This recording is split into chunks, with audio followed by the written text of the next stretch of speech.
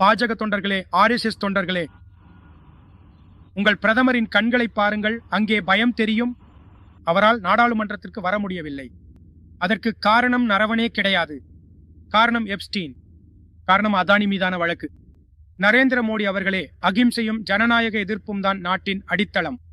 காந்திஜியும் பகத்சிங்கும் இந்த வழியை காட்டியுள்ளனர். இதை கண்டு நீங்கள் ஏன் இவ்வளவு பயப்படுகிறீர்கள்? நீங்கள் அவமானத்தை பற்றி பேசுகிறீர்கள். அவமானகரமான விஷயம் எதுவென்று நான் சொல்கிறேன். அமெரிக்காவுடன் நீங்கள் செய்த காரியம், அதுதான் அவமானகரமானது. நாட்டை நீங்கள் விற்றுவிட்டீர்கள். முதல் அவமானகரமான விஷயம், அமெரிக்காவுடன் நீங்கள் செய்த வர்த்தக ஒப்பந்தம். அதில் இந்தியாவிற்கு எதுவுமே கிடைக்கவில்லை. எங்கள் முழு நாட்டையும் நீங்கள் அமெரிக்காவிற்கு விற்றுவிட்டீர்கள்.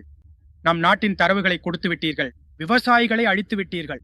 ஜவுளி தொழிலை நாசமாக்கி விட்டீர்கள். இதுதான் அவமானகரமானது.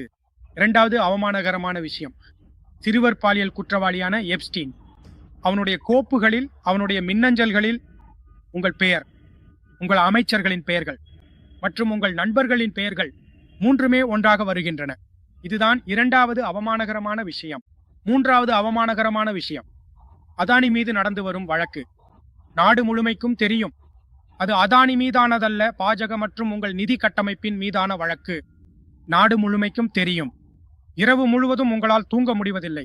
அதானி வழக்கின் கதி என்னவாகும் என்று நீங்கள் யோசிக்கும் போது, மோடி அவர்களே, உங்கள் நண்பர்களுக்காக நீங்கள் எதை செய்கிறீர்களோ, அனில் அம்பானி, அதானி, உங்களுக்கு சரியெனப்படுவதை செய்யுங்கள்.